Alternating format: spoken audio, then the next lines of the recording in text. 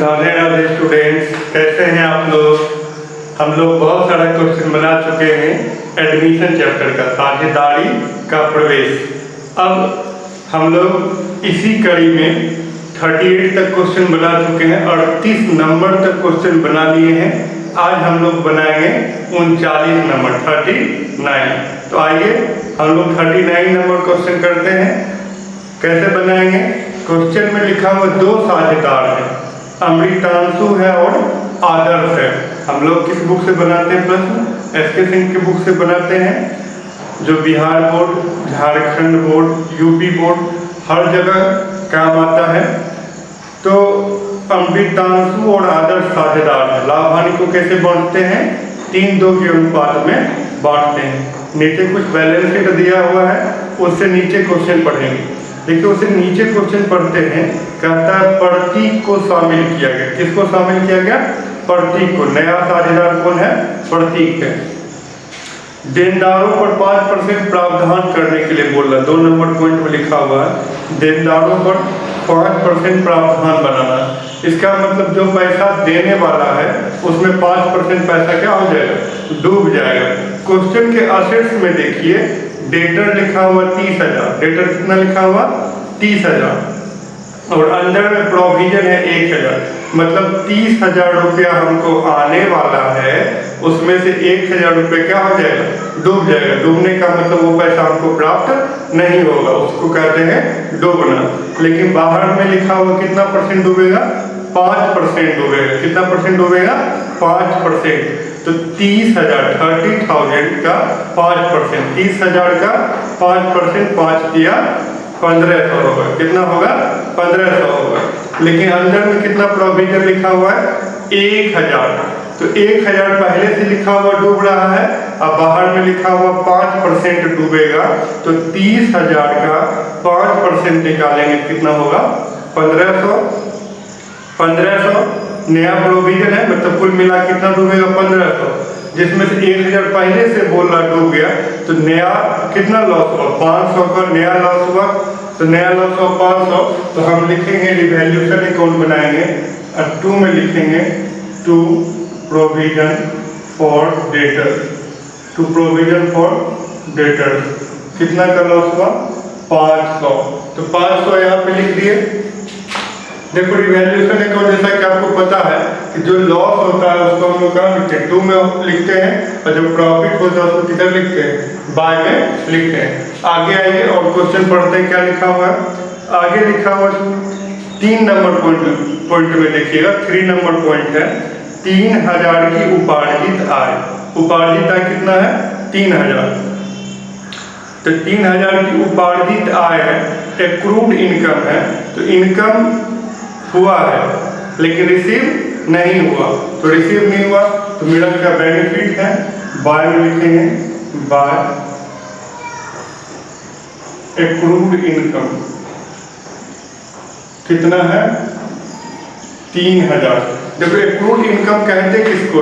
Accrued income कहते हैं ऐसा इनकम जो हम काम कर चुके हैं लेकिन हमको रिसीव नहीं हुआ, प्राप्त नहीं हुआ, ऐसे इनकम को क्या कहते हैं? एक्रूड इनकम कहते हैं। जैसे एग्जांपल के लिए समझिए कि एक्रूड इनकम, जैसे मान लीजिए कि आप कहीं काम करते हैं, 1 महीना आप काम किए, आपका महीना लग गया लेकिन आपको सैलरी अभी तक मिला नहीं है। ये कैसा इनकम हो गया? एक्रूड इनकम, जो उपार्जित हो गया है बट अभी रिसीव नहीं हुआ, प्राप्त नहीं हुआ है। ऐसे इनकम को कहते हैं एक्रूड इनकम। आगे आइए देखते हैं, आगे लिखा हुआ है प्रश्न में। देखिए इसी में लिखा हुआ पॉइंट नंबर 3 में ही 5,000 रुपया औदत्त वेतन। 5,000 रुपया औदत्त वेतन। औदत्त वेतन का मतलब क्या हुआ? औदत्त मतलब आउटस्टैंडिंग सैलरी। इसका मतलब कोई मेरे यहाँ काम करता है, उसका महीना लग गया है लेकिन अभी तक वेतन दिए नहीं है। तो आपके यहाँ कोई काम करता है या आपके यहाँ कोई मजदूरी किया, वो भर दिन काम किया लेकिन आप उसको पैसा दिए नहीं है, इसको कहते हैं आउटस्टैंडिंग, बकाया। तो ये लॉस है। ये किधर लिखाएगा? 2 में लिखाएगा। किधर लिखाएगा? 2 में लिखाएगा। क्या लिखेंगे? To outstanding salary. To outstanding salary कितना? 5,000। अब क्वेश्चन में रिवैल्यूएशन से रिलेटेड कुछ भी लिखा हुआ नहीं है, तो रिवैल्यूएशन से रिलेटेड लिखा हुआ नहीं है तो रिवैल्यूएशन अकाउंट बन गया।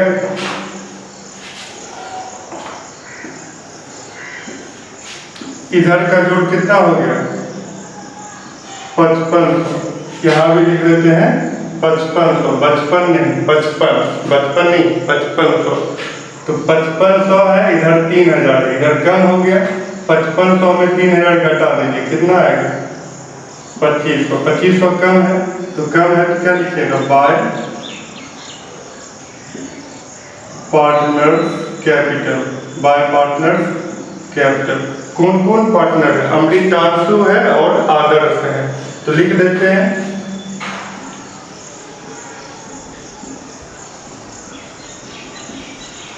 और कौन है आदर्श।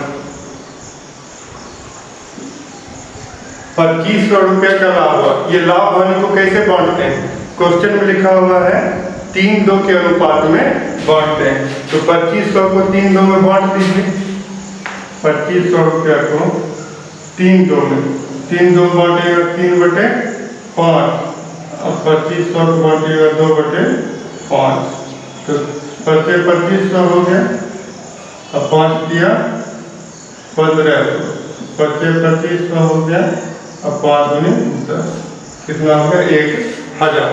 यहाँ लिख देते हैं अमृतांशु में कितना 1500 और आदर्श में कितना 1000।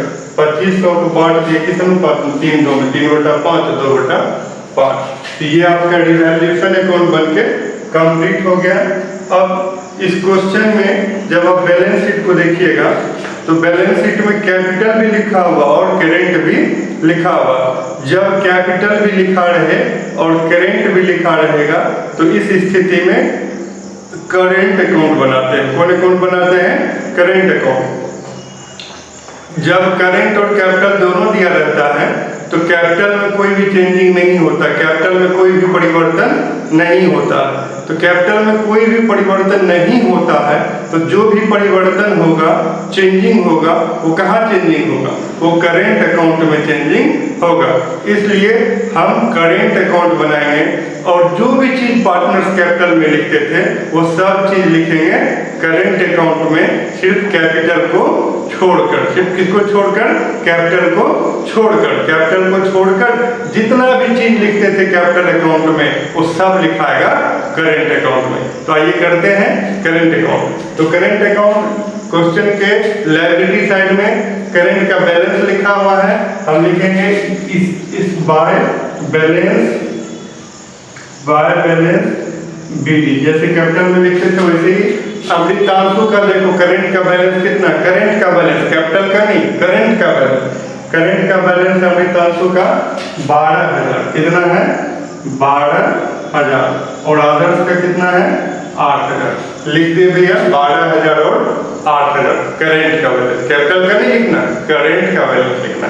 तो लिखने के बाद क्या करेंगे, आते हैं क्वेश्चन में देखते हैं क्या जनरल रिजर्व है लायबिलिटी में, हाँ मिल गया जनरल रिजर्व, देखो सेकेंड नंबर में है जनरल रिजर्व 20000। तो जनरल रिजर्व को हम पार्टनर में क्या करते हैं, बांट देते हैं, क्योंकि वो प्रॉफिट का ही पैसा रिजर्व के रूप में रहता है। तो हम लिख देंगे बाय जनरल रिजर्व, कितना रिजर्व है 20000। अब 20000 को बांटें किस अनुपात में, 3-2 के अनुपात में। 20000 रुपया है, इसको बांटेंगे 3-2, 3/5 और क्या होगा 2/5, 500 के 20 हो गया, और 4 दिया कितना हो गया 12000, 500 के 20 हो गया, 4 दूनी कितना हो गया 8000, 12000 और 8000। चलो ठीक है, बहुत अच्छे। अब जनरल रिजर्व के बाद चेक कीजिए क्वेश्चन के असेट साइड में, संपत्ति साइड में।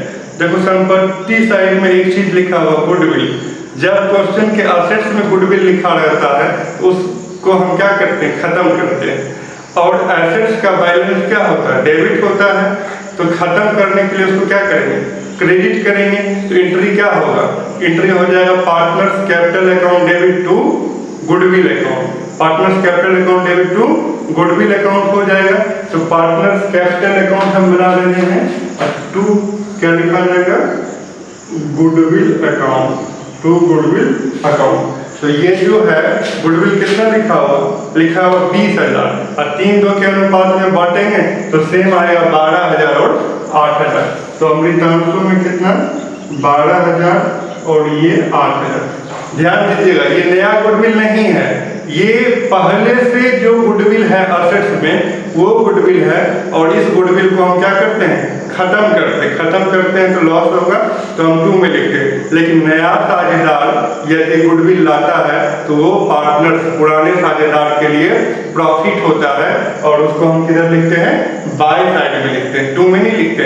2 में कौन गुडविल को लिखते हैं, जो पहले से क्वेश्चन के असेट्स में दिया रहता है वो गुडविल हम लिखते हैं यहाँ 2 में। चलिए आगे बढ़ते हैं। लिखा हुआ है, अब क्वेश्चन पढ़ेंगे आगे, लेकिन पहले ये रिवैल्यूएशन से देख लेते हैं कि इससे कैपिटल में क्या आएगा। देखो 2 में अमृतांशु और अदर्स है, नहीं है। 2 में रहता तो किधर जाता, बाय में, लेकिन 2 में नहीं है, बाय में है तो बाय से किधर आता है, 2 में आता है। बाय से किधर आता है, 2 में आता है। कोना कोनी कौन हुआ है, तो कोना कोनी बाय से किधर लाइएगा, 2 में। और क्या लिखिएगा, कहाँ से आया है, रिवैल्यूएशन से आया। कहाँ से आया, रिवैल्यूएशन से। 1500 और 1,000। बहुत बढ़िया। आइए थोड़ा और आगे काम है वो भी करते हैं। क्वेश्चन में लिखा हुआ है कि ख्याति का मूल्यांकन, गुडविल का मूल्यांकन पिछले 3 वर्षों के औसत लाभ के दुगुने पर करना है ना। पिछले 3 वर्षों के औसत लाभ के दुगुने पर करना। देखो ये पुराना बात आ गया, पहले हम लोग गुडविल चैप्टर में कर चुके हैं ख्याति निकालने के लिए, गुडविल निकालने के लिए। तो जो बच्चे गुडविल चैप्टर नहीं किए हैं इससे पहले वो गुडविल चैप्टर कर लेंगे। तो आइए गुडविल निकालते हैं। गुडविल कैसे करता निकालने के लिए, पहले करता एवरेज प्रॉफिट निकाल लीजिए। क्या निकाल लीजिए, एवरेज प्रॉफिट। एवरेज प्रॉफिट का क्या फॉर्मूला होता है, टोटल प्रॉफिट बटे नंबर ऑफ ईयर। देखो टोटल प्रॉफिट कितना है, 35,000, 60,000 और कितना है, 35,000 और 40,000।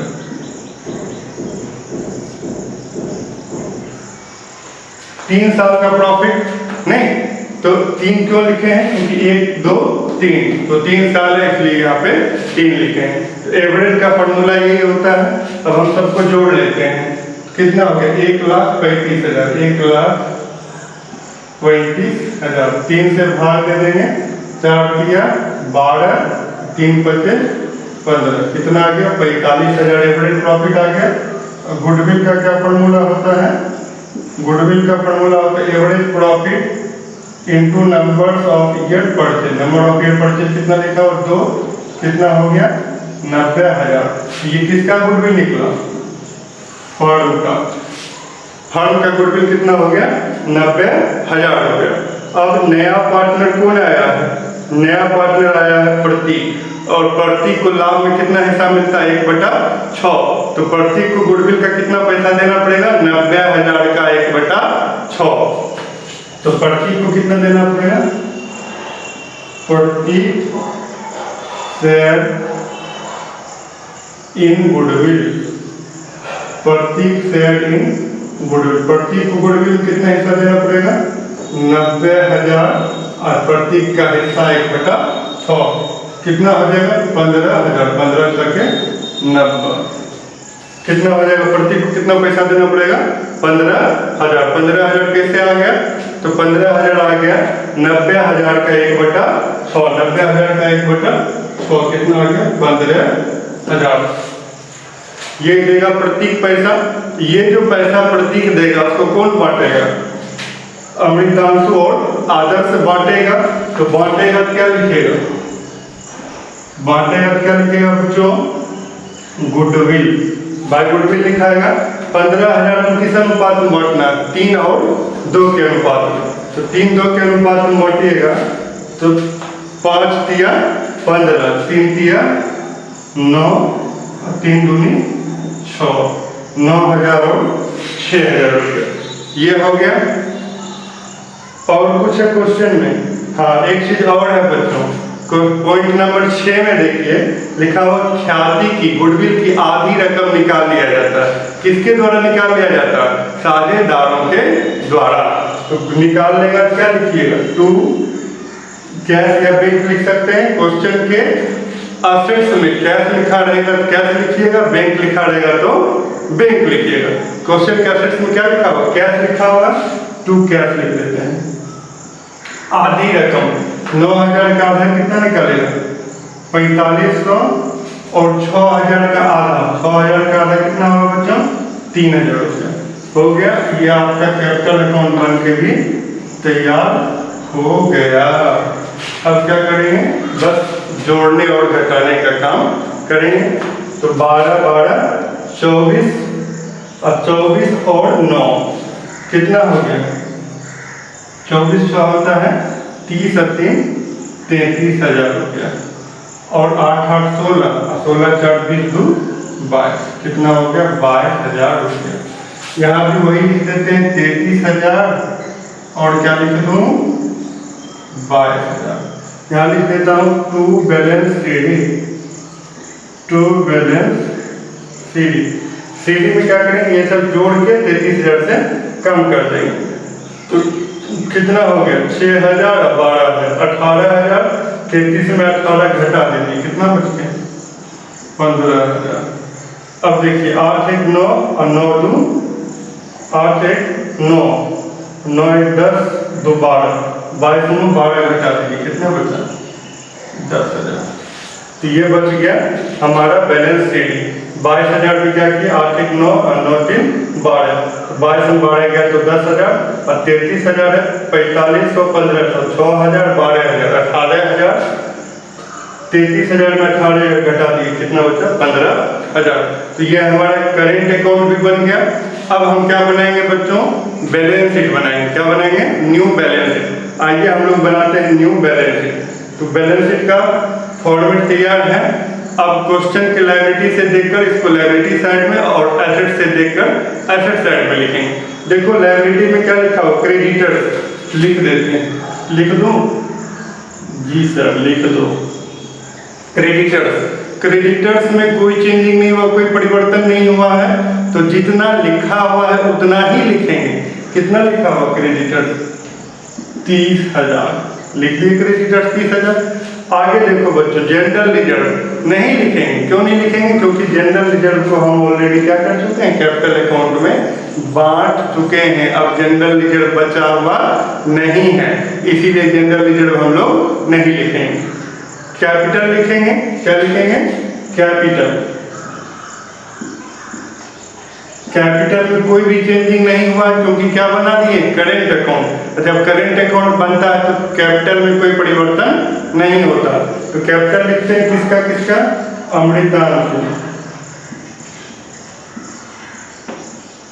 अमृतांशु है और कौन है? आदर्श है। कैपिटल कितना है अमृतांशु का? 80,000। कितना है? 80,000। आदर्श का कितना है? 50,000। ये दोनों जोड़ देते हैं तो 1,30,000। अब क्या लिखा हुआ बच्चों?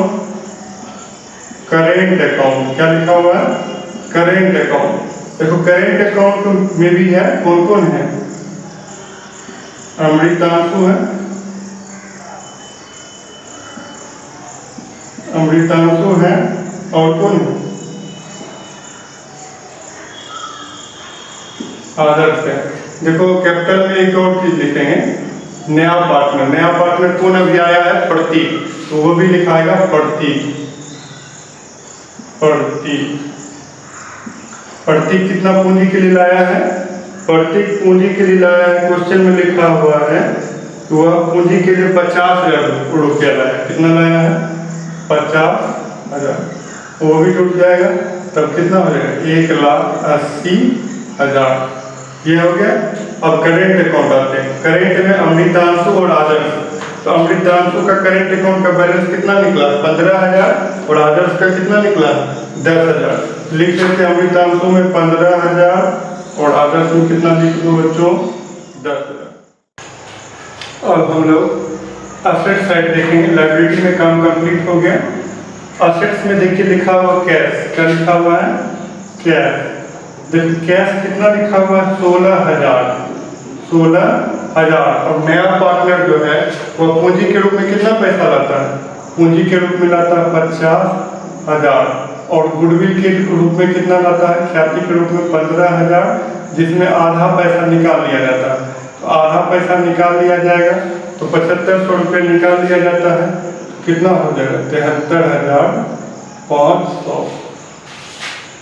16,000 पहले से है, 50,000 रुपये नया पार्टनर लाया है, पूंजी का 15,000 रुपये गुडविल का लाया। गुडविल में से आधा पैसा निकाल लिया, 7500 निकाल लिया, 15,000 का आधा 7500 निकाल लिया। टोटल जोड़ और घटाव करके हो गया 73,500। आगे देखो क्या लिखा हुआ, डेटर लिखा हुआ। क्या लिखा हुआ डेटर्स। डेटर्स कितना लिखा हुआ 30,000। और 30,000 में 5% डूब गया। 30,000 का 5% कितना होता है 1500। कितना बचा 28,500। डेटर के बाद देखो क्या लिखा हुआ इन्वेस्टमेंट। इन्वेस्टमेंट इसमें कोई परिवर्तन नहीं हुआ है, ना तो बढ़ा है ना घटा है, तो जितना लिखा हुआ वही लिखेंगे। इन्वेस्टमेंट कितना लिखा हुआ 25,000। इन्वेस्टमेंट के बाद क्या लिखा हुआ है ट्रेडमार्क। क्या लिखा हुआ ट्रेडमार्क। ट्रेडमार्क कितना है 20,000। ट्रेडमार्क में कोई परिवर्तन नहीं है, तो जितना लिखा हुआ है वही लिखेंगे। फिर क्या लिखा हुआ है land and building. Land and building इसमें भी कोई चेंजिंग नहीं है, तो जो लिखा हुआ वही लिखेंगे। कितना लिखा हुआ 90,000। लैंड एंड बिल्डिंग के बाद लिखा हुआ गुडविल, उसको नहीं लिखेंगे क्योंकि गुडविल को हम ऑलरेडी पार्टनर्स कैपिटल के 2 में लिख चुके हैं। अब एक चीज बच गया outstanding salary. Outstanding salary liability है क्योंकि अब बकाया वेतन है जो कि हमको बाद में देना पड़ेगा। तो आउटस्टैंडिंग सैलरी क्वेश्चन में लिखा हुआ कितना है 5,000। और एक चीज और बच गया एक्रूड इनकम। एक्रूड इनकम ऐसा इनकम जो हम काम कर चुके हैं लेकिन हमको मिला नहीं है। तो मिला नहीं है तो मेरे लिए क्या असेट्स है क्योंकि बाद में मिलेगा, तो वो असेट साइड में लिखेंगे एक्रूड इनकम। एक्रूड इनकम कितना है 3,000। ऐसा इनकम जो काम कर चुके हैं लेकिन रिसीव नहीं हुआ, प्राप्त नहीं हुआ है, वो मेरे लिए क्या संपत्ति है जो कि हमको बाद में मिलेगा। अब जोड़ लेते हैं 25,000 5,000 30,000 30 60 और 1,80,000। 1,80 और 60 कितना हो गया 2,40,000 और इधर कितना हो गया 2,40,000।